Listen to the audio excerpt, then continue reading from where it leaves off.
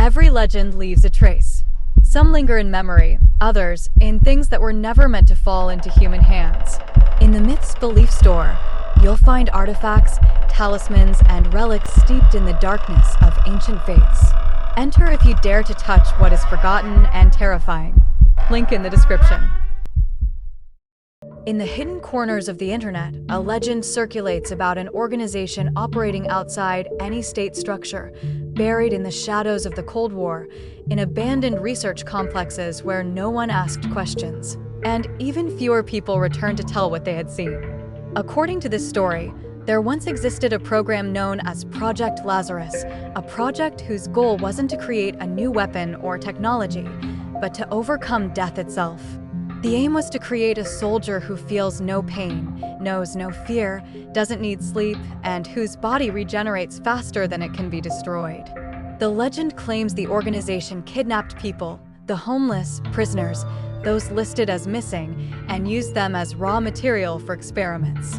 Over time, they stopped being human. They became something else, something the internet would later call zombie soldiers. According to the legend, Project Lazarus was run by former military scientists, experts in synthetic biology, neurosurgery, and genetic engineering, people who vanished from official records as if someone erased their existence. Their laboratories were said to be hidden in Cold War bunkers, deep under mountains, and even on isolated ocean platforms. The experiments focused not on strength, but on control, shutting down fear, blocking pain, stimulating aggression, enhancing muscles through gene therapy, replacing organs with synthetic equivalents, and implanting neurological devices that allowed remote influence over behavior. The first prototypes, L0, were people stripped of emotion.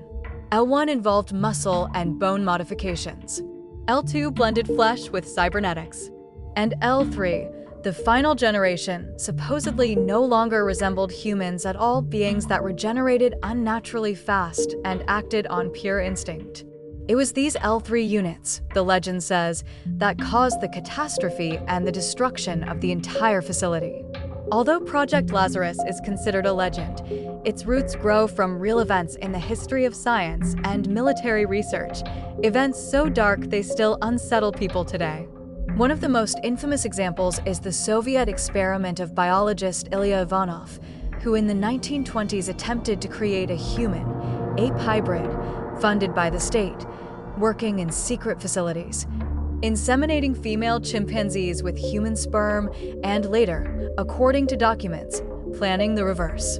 It shows how far science can go when no one is watching. Then there was Unit 731 in occupied Manchuria, where Japanese military researchers carried out experiments on humans with terrifying precision, testing extreme temperatures, amputations, and transplants without anesthesia, infecting prisoners with diseases, dissecting living subjects, and running pressure and decompression tests, all documented like routine lab work.